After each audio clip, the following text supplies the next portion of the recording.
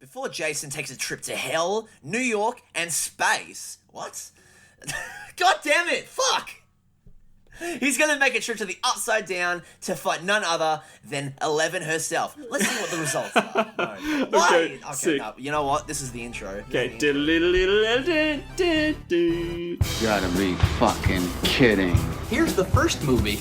Did you know I'm utterly insane? Peel that pig and slice him thick. The body count is always bigger. Hi, I'm Chucky. Wanna play? And the fucking trees walked in those movies. Hi, doggy. What a story, Mark. The greatest trick the devil ever pulled. It's just like your opinion, man. Life moves pretty fast. If you want your sequel to become a franchise. 37 dicks. In a row? I'm your number one fan. Hello, everybody. Welcome back to Marathon Me with your host, Kane. And Rhys. And we are...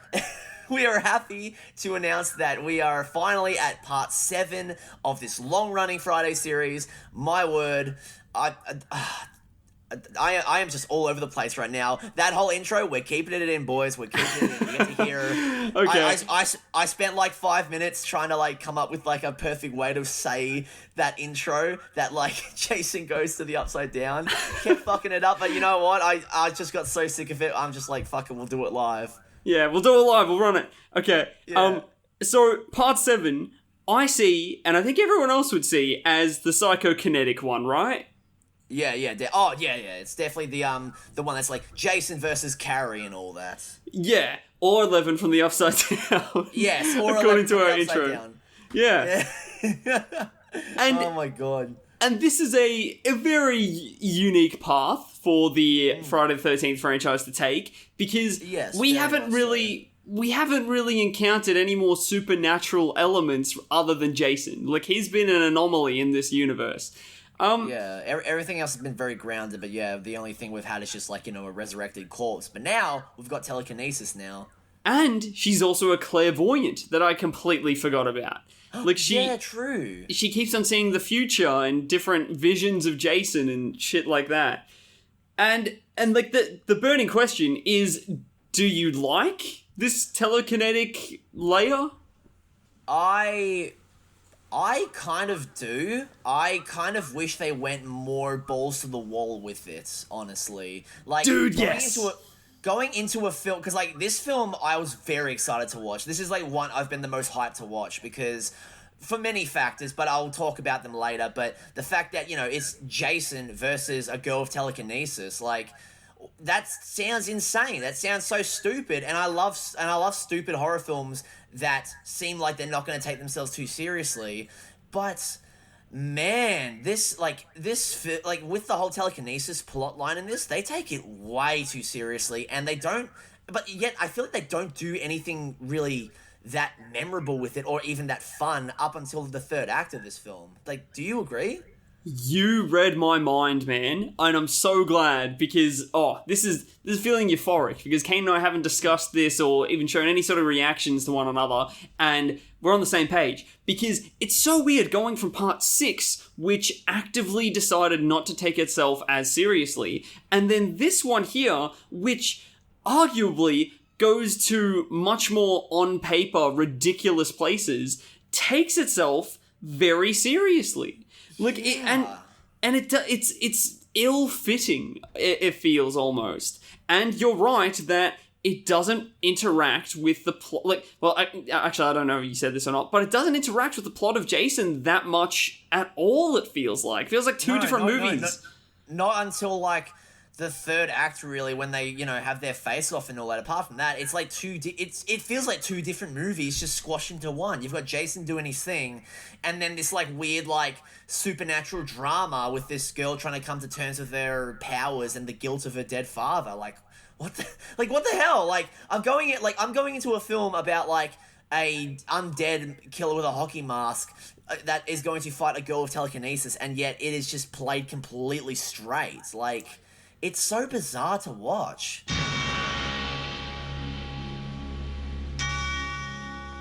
This is the one you've been waiting for. What's happening to me?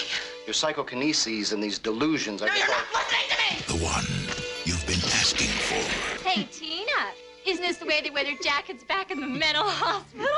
God, Concentrate. Concentrate, Tina! The one you've been dying for. You people give me the creeps. Okay, you big hunk of a man, come and get me. Jason is back.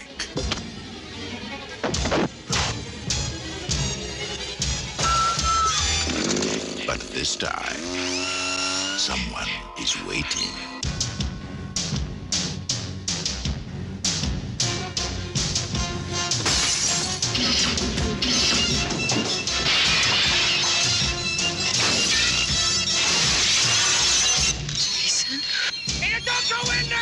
And like what I find really weird and what I don't like about these sort of things where it's already like a pre-established franchise and there's sort of like, you know, a little bit of rules to the universe with a little bit of liberty to those rules. Here with introducing this totally separate supernatural element that the girl is living at Camp Crystal Lake from complete coincidence. So these two separate supernatural occurrences are happening at the same place, but completely disconnected. That irks me because what that means to me is that there must be implied then that there's other supernatural elements in this world. If there's such an occurrence to occur where they're both there at the same place at the same time. Yeah. That there must be other superpowers all over the place. And also, where can these superpowers end? Are there other people that aren't zombies that have super strength? Are there people with X-ray vision? Are there other, there must be a whole freaking soiree of different superpowers that are on this Earth. And then what I think is that, what does that mean to the Earth? Can they assemble their own Avengers in this Earth? And if they could, why haven't they sent the Avengers to go to Camp Crystal Lake already to kill or fight Jason? Because Kevin Feige, get on this one right now, alright? You can create a new cinematic universe with this shit that we're spitting. Yeah, it's just, it makes me question what else exists in this universe, and then it becomes a completely different universe where Jason is not at the center of it. And like a Friday the 13th universe where Jason isn't at the center of it feels a little bit weird and it doesn't feel right. So it definitely takes away from how unique Jason is in this universe, because up until this point the movies have been pretty grounded, apart from obviously Jason being this undead being. Everything else is played completely straight and normal in terms of the world, and now in this one, it's just there's a girl with telekinesis now, and then, it opens the floodgates of okay, is it just her, or is there, other people out there with telekinesis or powers? There must be. When did this turn into fucking Dr. Sleep? What the hell? Yeah, and, what's silly about it is that it's... we discussed this a lot in the first Friday the 13th podcast, I'm quite sure, about the whole curse-like nature of Jason Voorhees, right? And that's what gives him so much weight and so much grit, is that he's the product of this unique curse that on a particular date, the full moon combined with the location of his death to conjure up this completely unique phenomenon in this universe. And that's what makes him so scary, is that he's so unexplained and so much his own force. But then there's now all these other forces all over the place that it takes a weight away from Jason. Yeah, it really does, honestly, and it's honestly distracting. You bringing this whole point up is definitely it makes irks me more. Really makes me more annoyed about the whole telekinesis stuff in this film, where it's takes away from Jason, takes away from the impact that Jason has in this film and in this universe, you know? Yeah, man. The more that I was thinking about this movie, the more I was disliking it. But let's get on to some things that are good in this movie. And I think that one thing that is great is our rotted Jason looks great. This is my this has always been and still is my favorite Jason look. And also this is the first appearance of fan favorite Jason actor Kane Hodder, and my God, he looks incredible. Especially the scenes of Jason rising from the water and walking with he's back to the camera. You see his exposed spine and ribs. It's so good. Like half the mask being broken off, the chain around his neck. Oh, it looks so good, man. It does look good, and it looks terrifying as well. Like, probably the scariest that he's looked. Definitely, could not agree more. I wrote down mossy, spine out, and I meant to write slimy, but instead I wrote smiley, and that is sort of accurate as well, because you can see, like, in his broken away mask gap, that his, like, cheek is also ripped out, so you can see, like, his teeth deep in his jaw, and that is such a good look. Oh my god, yeah, like this is I do agree with you that this is the scariest that Jason has ever looked in these movies. Like if it oh my god, it's so fucking good, man. Oh my god. It is really, really good. It's weird though how like he is resurrected again, right? Like it's another Oh my god. Like do you want to go on about that? Yeah, well, yeah, sure. Basically, so like the whole plot of this movie is basically like the telekinesis girl Tina, like she, her mother and her doctor come back to Crystal Lake to like, you know, work on her like her trauma and like see what's going on with her. And basically after like, you know, arguments with her doctor, she goes out to the lake because earlier at the very first scene in this film, it shows her as a child accidentally killing her father with telekinetic powers, and basically she's like at the river crying. She's like, "Oh my god, I wish I could bring you back." Feels a presence in the water, thinking it's her father, and then just resurrecting Jason somehow. Like it's weird. I don't know. Like just the fact that like. This telekinesis, like, she's got telekinesis. She's not a bloody fucking witch doctor that can bloody, like, comes back from the dead, but that's what she's doing right now, and then just brings back Jason just by complete accident. Like even more, like the way Jason is brought back is even more stupider than the previous one. Like, it's, oh my god, it was really, like, a tough pill to swallow, just, like, the way he's brought back, because it's just, like, so weird, you know? Tina's powers have no bounds. So they just keep on whatever they need her to have to function the plot. She'll get. And her powers are literally just a plot device. And if she has resurrection powers, where are the stakes in this movie? Because really, she could resurrect all the people around her that have been killed by Jason, right? Yeah. Especially too that like you're sort of convinced to believe that a lot of her powers are sort of fueled by emotion, that at the end of the movie, she's so emotional, she's like, I've lost everything. So wouldn't that emotion, she would be able to channel that into resurrecting her mum, for one, all the people that she's met, like those teenagers that, like, some of them were friendly to her. Like, yeah, it's very odd. It definitely takes away a lot of, like, yeah, like you said, the stakes and all that, when she could literally just, like, bring them back. So she could, but she doesn't. So then it's like that she doesn't have that power anymore, and it's like that they've forgotten that she has that power. And it's so freaking silly. It's so stupid. It really is, honestly, and the thing is, though, is that, like, yeah, this movie's stupid, but, like, it's, like, a lot of the telekinesis stuff is stupid, but, like, what really disappointed me about this film is that, like, with a lot of stupid stuff happening with the telekinesis plot, the B plot, on the other hand, is so fucking boring. Like, not even stupid. Yes. Like, not even, like, stupid to the point where it could be funny. At least with the stuff with Tina, it's, like, stupid, but, like, some of it I did get a bit of a laugh out of, which I'll explain later. But the stuff with the teenagers, oh my god, it was giving me Part 4 flashbacks. This is some of the most unmemorable fucking cast of teenage characters I've ever seen.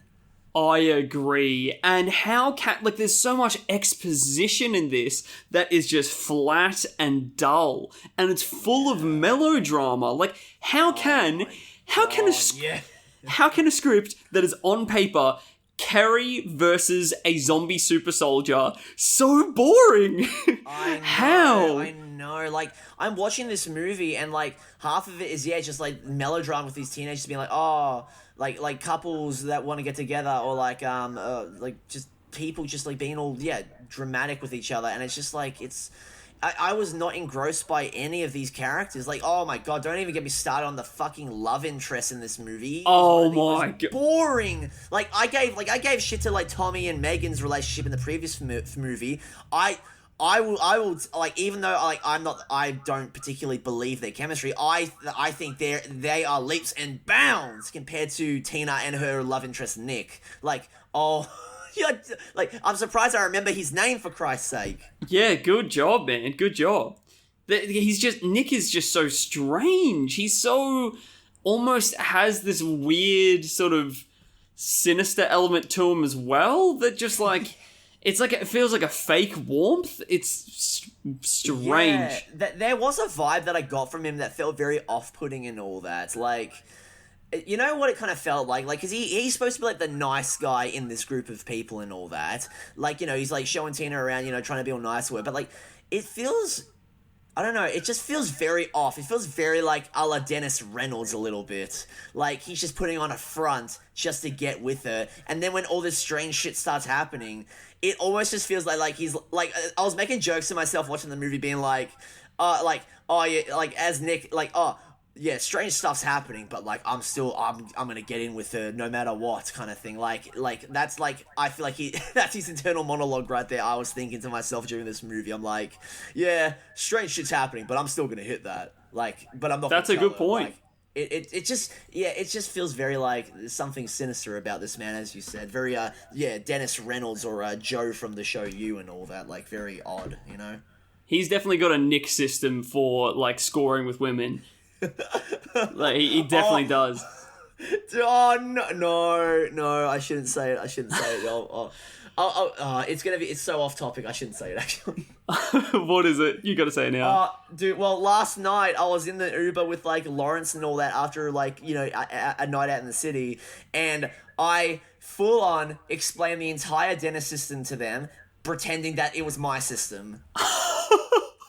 That is amazing. I explained it all word for fucking word, everything, and wow. Like they weren't believing it as well. They genuinely thought that this was a system that I came up with one night really drunk. And then by the very end, I'm like, okay, it was and also I made this shit up. This was not my system. I completely made this shit up. Like, I full on Google searched like half of the I and the S and all that because I forgot what they were. But I was pretending like I was looking at my notes and all that. So I was so proud of myself for that. And I was, the second I finished doing it, I'm like to them, I need to tell Rhys this at some point. So there you go, Rhys. You proud of me? If I was witness to this bit, I would have been in hysterics, inconsolable. I could imagine, because like these guys wouldn't even like question it because none of them had seen It's Always Sunny. You, on the other hand, you'd be like, I would be looking at you trying to get you to shut up because I feel like you would blow my cover from how hard you'd be laughing. Like, there's this one bit that Kane does that just I'm inconsolable whenever I'm intoxicated witnessing this, where Kane will talk about his day, but explain his day in, like, Seinfeld episode plots, and just, like, in a very mundane tone, like, that it just happened to him today. And it's do a very straight face, yeah. Oh my god, and it kills me. It kills me every time. Oh my god, yeah, I love doing that so much. I haven't done it in a while actually, so it felt really nice to like kind of do a play on it with like the whole Dennis system meme last night. Like, oh my god, man, it reinvigorated my passion, you know, for doing that whole meme. Exactly. Oh well, okay, back to the movie. The franchise really seems to like visiting mental patients, I've just realised. Yeah, true though. Yeah, because like she was originally like committed at like a psych ward and all that, because obviously she's got a lot of like guilt, a lot of like trauma and all that surrounding her dead dad and the whole superpower angle. And they really do like visiting these mental patients, honestly. 5, 6, and 7 all mental patients in a row. It's the mental patient trilogy, hot diggity damn. Yeah. One thing that I also did notice that was terrible in this movie, I thought, was the editing. The editing is bad. Did you notice this? I didn't really notice like editing in general. However, a lot of the editing in terms of the kills are so nuded in this movie because this is M-rated on DVD in Australia. This is an M-rated Friday film, and you can definitely see it. A lot of the kills, like as gory as they should be.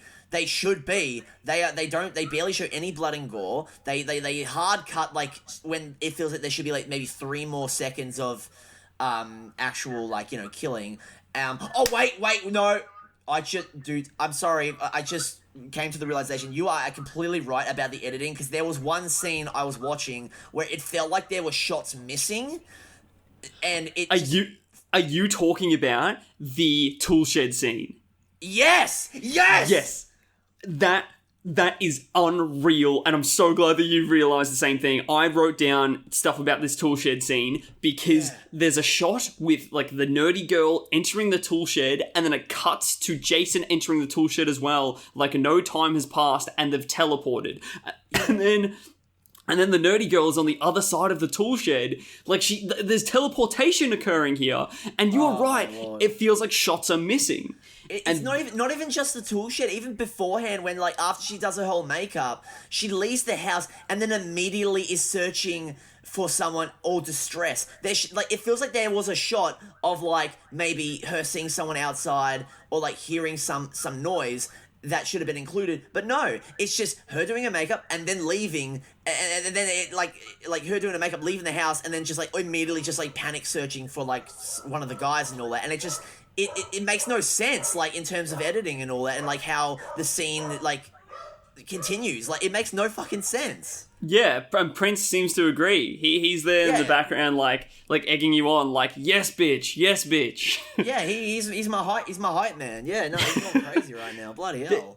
And there's so many in other instances where I was noticing the editing failures is that there are shots that are put on screen for a second and then cut away from without setting in properly, and without like reaction shots that are just too short that feel like that they were mistakenly put in because they're not there long enough.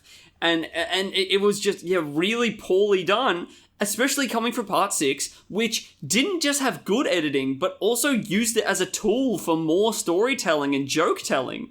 Yeah, it's so night and day. Like because I watched Part 6 and Part 7 in quick succession. Like I watched like one on Friday, and then I watched the other one on Saturday, and it's night and day in terms of like how like weird the editing is in this movie, and like just how like unpolished it feels, you know?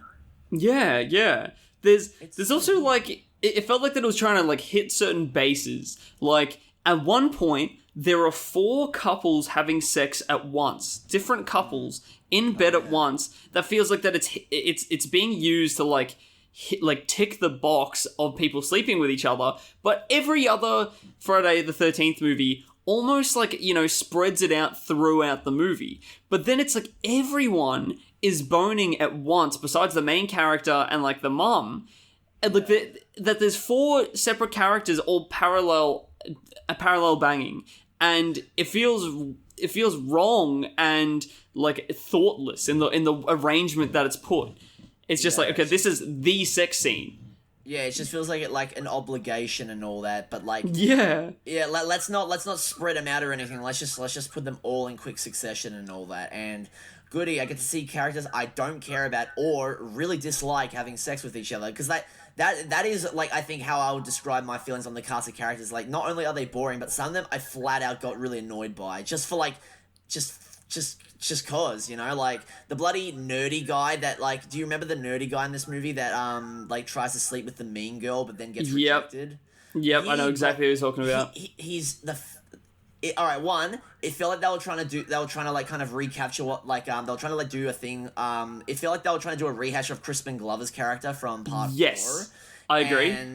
And just his first scene, he's like talking about some stupid fucking manuscript that he's writing or something. Be like, oh yeah, space mummy or whatever it's fucking called.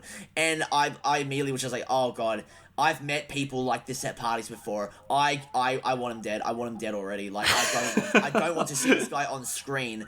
And then I think another character that really got on my nerves in this movie is the stoner guy. Like, you know who I'm talking about, yeah? I know exactly who you're talking about. That everyone wants to sleep with. I know. And I'm like, who the fuck finds this? Because like this dude was like, you know, he was like slurring half his lines and just saying just random shit, and that wasn't funny or attractive. And also the fact that he looks like bargain bin Billy Loomis from fucking Scream. Yeah, there's nothing appealing about this dude. He's introduced like opening a beer can and squirting it all over himself and other people in the kitchen, right? And then immediately after that, there's like two of the girls are like, wow, he's so hot. Oh my god, dude. And also the fact that like in the movie as well, that like before he dies, he's wearing a fucking sleeveless shirt. Bro, you can't go around parading yourself looking like fucking Mac from It's Always Sunny, bro, alright? You cannot rock it. You are not that guy. You are not that guy, mate, alright? Yeah, it's, I think, most forgettable cast of teenagers probably so far. Yeah, definitely. It's definitely on par with 4. Yeah. Dude. Same brain. Wholeheartedly, man. Yeah, exactly, mate. Hey, maybe we've got some form of telekinesis or telepathy.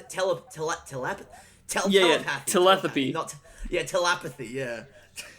But definitely, man. This movie had one, like, the only really sort of like notable kill that I think of when thinking of this film is like the sleeping bag kill happens here. Oh, the sleeping bag kill is great. Like, I do, you know, that the backstory of that kill was he was supposed to like slam her against a tree multiple times. Oh, okay, he was.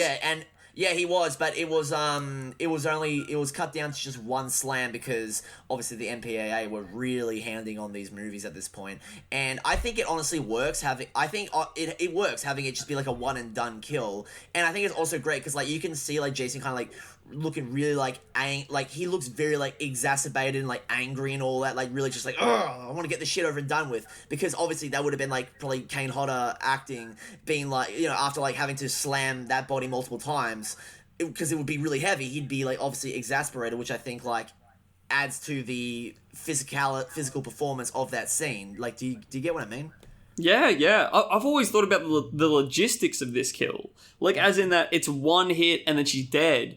And it's like, I'm thinking, what is it that is killing her? Is it blunt trauma to the head, one, and then she's immediately dead? Or it's... Probably, but also, like, keep in mind that Jason does have the super strength and all that, so maybe that bit of extra arm workout probably helped, you know, with the impact of the tree, you know? Good point. That's probably it. It's probably not a lot of logistics that you have to outline when it's like it's a freaking beast, superhuman zombie that's attacking. That is good that you mentioned that kill. I have one other kill that I find somewhat memorable, but more so for the novelty of the weapon being used. It's the whippersnipper kill. Okay. Which is like, I think the only time we see Jason use a motorized weapon before. When you can hear the motor running, I'm like, oh my god, is this a chainsaw? Yeah. And I'm like, have I totally forgotten that Jason has used a chainsaw and then it's a whippersnipper instead? Yeah, but like even then, like I'm like, oh my god, this is really fucking cool. And the person that is killing with that weapon is like kind of the secondary villain in this movie, the Doctor. And yet it is one of the worst kills in this series because it is completely bloodless. A motorized weapon in a horror film killing someone is bloodless, basically. And yes. Technically it isn't the movie's fault because you would have to blame the MPAA, but it felt like I felt like I was robbed. I was robbed of a glorious motorized weapon kill, and probably, I think from what I remember, the only motorized weapon that Jason uses in these bloody movies. Especially too that like the therapist is lying down, he's vulnerable, and Jason has this motorized weapon to kill him with, and all that he does is like lightly brush his stomach with it. Like, I thought there would have been so lame. I thought that there would have been something more creative or gruesome done with it, but it's not. It more looks like it just cuts his sweater than his actual body. Yeah, he's that attached to his sweater, man. He was like, no, this was $600 Gucci sweater. Oh, I'm gonna die. I can't go on. Honestly, yeah, definitely. That's how it felt. Honestly, like it's really disheartening. Honestly, you know. Yeah, man. There's a moment that I really like. Well, like, actually, it's funny that you mentioned like him with the whippersnipper. Is that once Jason finds the tool shed, he's having fun. Like he's going to town just using different tools from this tool shed. Oh yeah, definitely. Man's just having a bloody gay old time right now. Like he's like a kid in a candy store, you know, just like doing whatever he wants and just having a good old time. That's sort of fun that he, by accident, comes across a, like an arsenal and then just starts using them all from that point forward. I found that sort of fun. But yeah, no, that is a nice little detail right there. But that was like a realization that I had that is not really expressed. Like if it was part 6 that did that, they would have had a shot of Jason looking around and almost like a not giddy, but like just looking around the tool shed and sort of like acknowledging... in awe kind of thing, you know? Yeah, or like soaking it up and acknowledging, ooh, I have a lot of toys to play with. Instead, they don't show you that. It's just like after that, he uses all these tools. Maybe they did film a scene like that, but they just forgot to add it in because the fucking editing is that horrendous in this movie. Exactly. They were like, oh, this isn't essential, I guess, this shot. And then they just didn't put it in there. Yeah, four sex scenes simultaneously. Yeah, that's essential to this film. Yeah, definitely. My favorite shot in the movie is when this stoner that you love so much goes to the kitchen. Yeah. And he's walking through the kitchen and you don't see Jason in the room, but then there's like a lightning shock that lights up the room and you see him in the corner, just hiding in the shadows. Yeah. That is great. That is awesome. Because also there's no sound cue or anything like that for it. It's just like you barely even notice him as a viewer, and it's not pointed out explicitly. It's just in the background. Felt like something straight out of Halloween, man. Like how they would always have like background shots of Michael just hiding in plain sight. Like it's so fucking cool. I love it. and it was made more effective without having like a sort of like a sound beat added in there. Definitely wholeheartedly agree. And that felt like there was some care and also quite sort of scary. It appealed to that almost like nightmarish feel of the like what could be lurking in that dark corner of your bedroom. Yeah, true though. Like, oh my god, it's like that. Those are always like the most effective like scares in movies for me. Is like, and I'm sure you can agree. Is like, you know, like obviously something hiding in like the background, kind of almost in plain sight, but there's no music cue, and it's just like. It's like, you know, it's just like the audience, it's up to the audience to like discover it, and they see it and they're just like, oh my god, like terrifying, honestly, like, oh my goodness. Like that's what I love about like the original Halloween, because like, you know, it's obviously one of the more popular examples of like the killer hiding in plain sight, but like the movie does not make an effort to tell you that he is in plain sight. You have to find them yourself, kind of meme. This is the perfect time for me to bring up this side note about a movie that I've already spoken to you quite a lot about yet, Kane, but we haven't brought it up on the podcast yet. Okay. Is that I recently went to the movies by myself to see the most terrifying film that I think I've ever watched in my life. Oh, okay, yeah, I know what you're talking about. And the discourse around this film is extremely split. Either people saying that it is completely original and amazing and so impactful, or people saying it's the worst film they've ever seen. Of course, if you're sort of tuned in to like the horror community, I'm talking about Skinamarink. Skinamarink freaking sorry, just hiccuped. Broke me, man. It broke me. And I love being broken by a film. It was, and I do have to say, like, first half an hour, I'm there in the cinema going, okay, what is this? What is this sort of like art fair where it's just showing me shots of nothing to make me think that it's artsy? But I'm very passionate that is a part of the experience. It's a part of the ingredients that make this potion to put you under its spell, because this first half an hour is so boring, and you don't, and it's sort of nothing that you're seeing, and then by the time that like around halfway through, and the second half as a whole is just some of the most reminiscent physical manifestation of a nightmare that I've ever seen in physical media. And I was sold by it. So sold. I am very upset that I never got to watch this in theaters, man. I think it's definitely a thing that I'm never gonna be able to get over, is the fact that I did not watch this in theaters. Like, oh my god.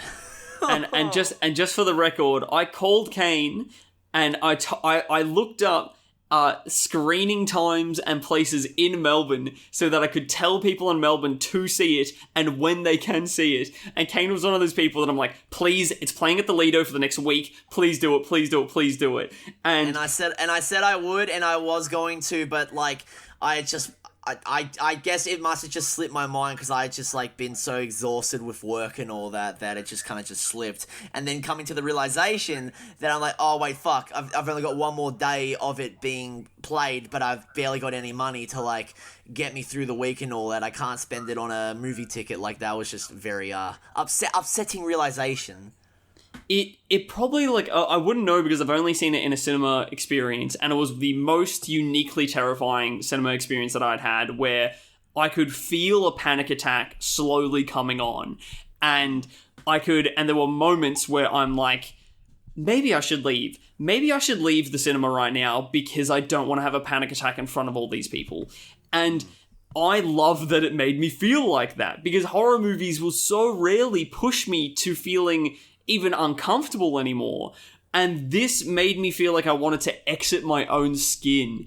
And oh man, I loved it. And like, there's a lot of like there's condescension in the horror community coming from both sides, of people that didn't like the movie, that are judging people that did and being condescending, claiming that the people that did like the movie are wankers and almost like trying to find meaning in this completely meaningless film. Come on, just let people enjoy what they want to enjoy. Like, come on. I know, right? I completely agree. And then there's also people on like my side that are like, oh no, they're just the people that are doubting it. They just don't get it, and that's such a cop out. That's even worse. That's even worse. It's like, you just don't understand it, man. That just sounds like bloody like the Rick and Morty fans when they're like, oh, you just don't understand the humor of this show, man. You know, like that sounds very akin to that. And I hate those type of people. When I recently watched Elvis and didn't like it, your brother was the first person to comment being like, you just didn't get it, because he gave it like a 9 out of 10 stars. Oh my god, yeah, I still can't fathom that. I can, Rhys and I talked about this, like, he called me on Friday and we were talking about the Elvis movie, and we do not understand how, how my brother could give this film a 9 out of 10. A 9 out of 10. Like, come on, it's not that good. It's not really good at all, honestly. And I love that in the film community, there can be films that are so divisive, and it highlights that it's an art form it comes off of prior experience and like the unique individual experience with it. And they just, but why be condescending about it if it doesn't hit someone the same way that it hit you? That's great that it hit you. Like, you're here the winner already. Don't be condescending for the person that lost in the transaction. I felt that watching Elvis, I lost in the transaction of giving the cinema my money for it, and then it didn't hit me. Where after Skinamarink, it so adversely emotionally affected me that I felt like I was the winner of that transaction. And the people that it didn't hit, I feel empathy for, and I'm sorry that it didn't hit you, and that sucks. But it's a potion that it's like, I'm really liking this metaphor that I'm coming up with in my head about films, and how they are like spells or like magic tricks, and sometimes magic tricks just don't work for certain people, because also sometimes when you know the trick, which is what Skinamarink I think turned off a lot of people, is that they felt like that they knew the magic that they were going for in that trick, so they weren't convinced by it. And it's like, I knew what they were going for, but completely suspended my disbelief and just let it happen, and I was fooled, and like the magic trick worked, so I loved it.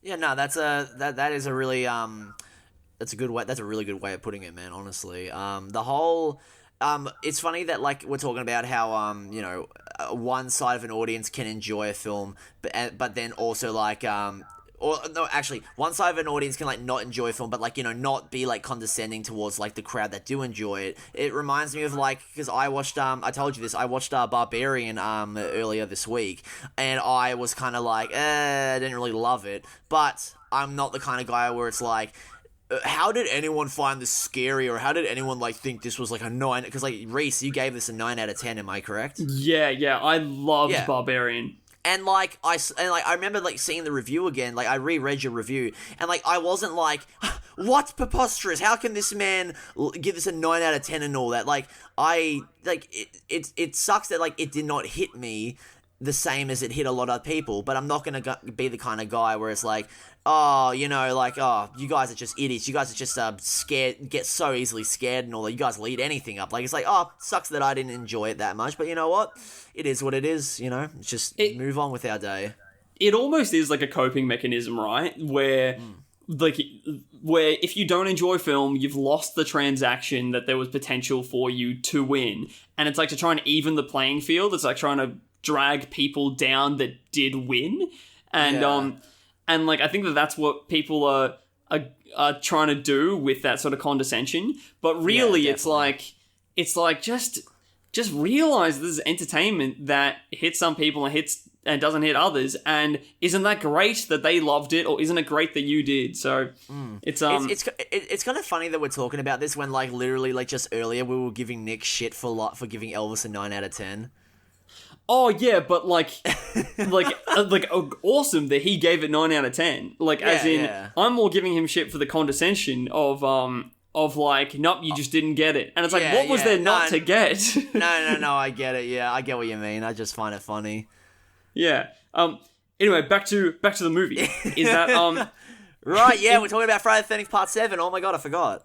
So we're on to now the third act. So this is where the telekinesis really comes to like fight Jason. And this is probably the highlight of the film to me, because all the melodrama is done. Definitely. I wholeheartedly agree. Like Part 6 had a great like start and middle act, and then kind of a weak finale. This movie pretty weak up until the final act. Like the final act is so much fun because the film allows itself to actually have a bit of fun with this ludicrous premise, and actually like get a bit crazy with stuff. Yeah, definitely. It's almost like it's a little bit like a lot of it feels almost like a crossover movie in the same way that the crossover movies are. It's almost like there's two parallel timelines or like storylines that are going on at once, just so they can meet at the final act, and then the climax occurs with them coming together, and that's what happens here. Is that it just feels like Jason versus Kerry, and in the same way that Jason has his own theme, Tina has her own theme. That did you notice? And it sounds so much like the Exorcist theme. It does. I was thinking to myself while watching this movie, whenever like Tina's theme would start playing, I'm just like, wow, this is really good, but it feels really familiar. Like, which is kind of funny. Which is funny that you mentioned that which is funny that you say like, yeah, it sounds like an Exorcist theme and all that, because like the whole like the original Friday the 13th music where it's like dun dun dun dun dun dun dun dun, like a lot of like the musical motifs especially in the original Friday the 13th feel directly ripped off from the Psycho theme song. Like, do you get what I mean? Yeah. Yeah, so like it feels very fitting that like a new musical motif being introduced for a new protagonist would take pieces of another popular horror theme and all that. It just feels very fitting, Yeah, yet again stolen. Hell yeah, we love it. In this telekinetic battle, there are some highlights that definitely come to mind, and this for me biggest highlight is the head crushing. Like Jason's weird, like, head being crushed by his mask, and you can see the pus and blood coming out of his head. Good. And then, like, actually showing the proper face and giving us a real up close and personal face reveal. And then, like, the last, like, 5 minutes of this climax, like, before Jason dies, he's just got the mask off. He's just going completely naked in the face. And this unmasked Jason looks fucking incredible. I love this unmasked Jason. This is a good unmasked Jason, and there's you can see a lot of emotion in his face as well. Yeah, like a lot of anger. A lot of rage in those those eyes. Well, the one working eye, since the other one looks pretty fucked, but like so good. And the fact that like after the mask comes off, you still like you just see like these huge gash marks on the side of his head from like the straps of the mask crushing him in. Like, oh, so good. I love it. And there's a lot of like stunt work done in this as well. Like you get like Tina dropping like the veranda roof on Jason. You got him like being lit on fire in a really awesome fire stunt. Like a lot of like Jason is getting fucked up in this movie. Like I remember like when Tina like slams the lamp in Jason's face and he goes falling down the stairs. I like burst out laughing, which is kind of sad because like that was like the only time I burst out laughing in this movie. When going into this film, I thought that was going to be me throughout the whole film. Like this is definitely like similar to Part 4. This is definitely one of the more disappointing Friday films for me. Oh, definitely. I agree, man. This is potentially my least favorite so far. And it was all capped off at the end with like the way that Jason finally gets murdered, and oh my god, it's so bad, it's so dumb. Oh my god, like the climax is great, but then the way he dies. Do you want to explain it, or do you want me to take over? I'll explain it then. Go ahead. Tina, they're on the freaking dock, like the pier at the lake where her dad died, and Jason is standing at the pier, and she brings back her zombie dad from the lake to drag him back into the lake. What? It is like actually the stupidest way to kill Jason in these movies. Like it is ludicrously. Like it just feels like they had to like hand in the finished product, the finished film in like 24 hours, and they couldn't think of an ending, so they were just like, all right, fuck it, just like she brings back the dead dad, drags him underwater, then the end. Which is funny because literally the film then ends a minute later. Like we have similar to Part 6, it just kind of stops. Like it doesn't have a real proper resolution. Yeah. It stops more abruptly than Part 6, I believe, because it goes to the next morning, and then there's two lines that are exchanged. Nick goes, "Where's Jason?" And then Tina goes, "We took care of it." And then it ends. That's it. The next morning is probably 25 seconds. 25 seconds, and then the credits roll. It's insane how lazy this ending is. Like we give shit to Part 6 for having like kind of a bit of an abrupt ending, but like it didn't feel lazy. This just felt like it just doesn't make sense. Like it's just nonsense. The whole bringing the dead dad back and then just being like, okay, we're done. Like no need to explain anything further or anything. Like nope, just that's it. It's done. Tina and Nick are together at least. Like, oh, goody. This is what I picture, like, the result is if, like, everyone on the crew, including the director, just really, really wants to go to lunch. Like, they've got 20 more minutes until lunch, and it's like, okay, let's speed this up. We've got, it's pasta day, and we really want to eat pasta, so let's just get this done as quickly as we possibly can so that we can eat pasta. And what that really boils down to is that people didn't care as much. And what is weird about that is that I'm pretty sure that it's the same director as the last one, I think. Oh, you reckon this is Tom McLaughlin as well? I think so. Damn. Actually, no, I'm totally wrong. It is John Carl Buechler. And that maybe explains it. He's brought us he's brought us beautiful films such as Ghoulies 2 and 3, the first Troll movie, and a movie that I've never heard of in my life called Cellar Dweller, which looks like Man Bear Pig. like coming at. Oh my god! Search up Cellar Dweller, please, man. Cellar Dweller. All right. Yeah, it looks like Man Bear Pig coming out of the cellar, and so actually, yeah, I'm glad that I brought that up. Of course, then there's a new director who just doesn't. It doesn't seem like that they care. It definitely maybe seems like more like a paycheck kind of movie. You know what I mean? Yeah, like exactly just right. For the money, yeah.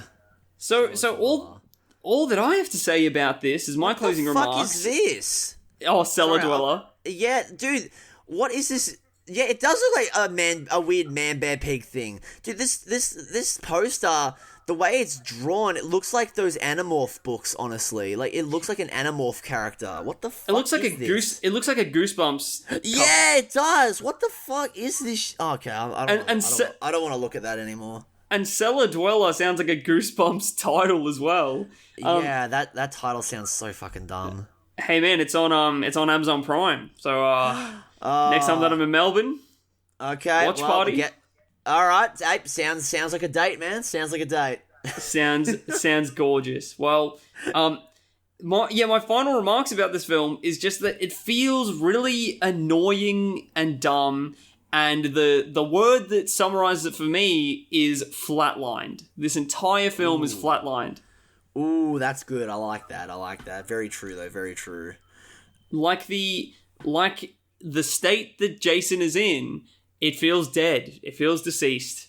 It's ironic that this movie's called The New Blood because there's not a lot of new things being done in this movie, and anything that was being done in this film that was different compared to the other films is nowhere near explored enough. This film feels like this. Honestly, this is the most wasted potential I've seen in this franchise. Like, you had a surefire home run with this film. Girl of Telekinesis fighting Jason. It should have been a surefire hit, and yet it was a miss. Swing and a miss is all I can say. I don't think it's awful, but there's nothing really to this film either, apart from Jason's look and a couple funny moments, and also a fun third act. But apart from that, there is just not a lot to it, honestly. You know? Yeah. So there you have it, people. Friday the 13th, Part 7, A New Blood. Not a lot of new, not a lot of blood. That is true! Fucking hell, that is good. That is good right there, my man. And we will catch you next week. Beautiful. Beautiful. And don't forget to check out our Facebook page at MarathonMeOfficial, all one word, and our Instagram, MarathonMe_official, to keep up to date on the podcast. And hey, if you want to get into contact with us, email us at marathonmepodc, yes, the letter C, @gmail.com. Like podcast without the ask.